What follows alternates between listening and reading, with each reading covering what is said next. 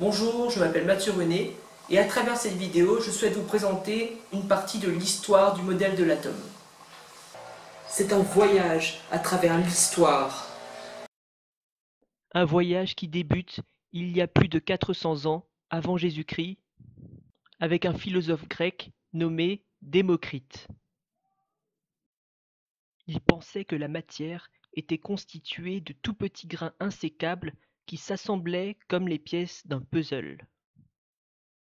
Mais un autre philosophe grec, Aristote, avait une autre vision du monde.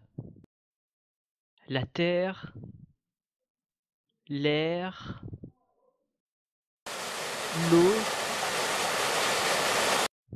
et le feu seraient les 4 constituants de la matière. Plus de 1000 ans plus tard, un Anglais élabora une théorie de la matière allant dans le sens des idées de Démocrite. John Dalton, considéré comme le précurseur de la théorie de l'atome. Suite à des expériences menées sur les constituants gazeux dans l'air, il formule l'hypothèse que la matière serait constituée de particules microscopiques et indivisibles appelées atomes. C'est le modèle dit de la boule de billard. Ce modèle, élaboré en 1803, est raffiné près d'un siècle plus tard, en 1897, par un autre scientifique britannique, du nom de Joseph John Thomson. Il mène l'expérience suivante. À l'intérieur d'un tube dans lequel le vide a été fait au préalable, est envoyé un faisceau de rayons, appelé cathodique à l'époque, et qui sont ici de couleur verte. Un champ magnétique est alors appliqué sur le trajet de ce faisceau, et ce dernier est alors dévié dans la direction du pôle positif du champ, comme ces images le montrent. Thomson en déduit la présence de particules chargées négativement, et qui sont aujourd'hui appelées électrons.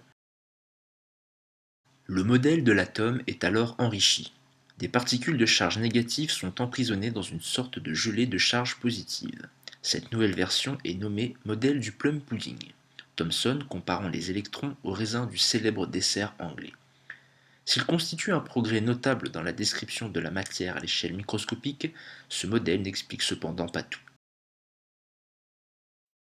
En 1909, Ernest Rutherford réalisa une expérience dans laquelle il envoya un faisceau de particules chargées positivement sur un écran,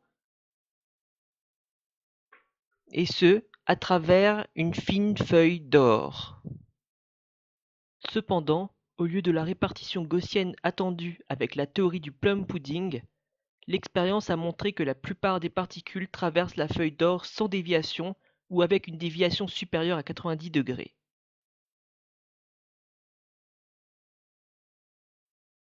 Cette expérience a mis en évidence le caractère lacunaire de la matière.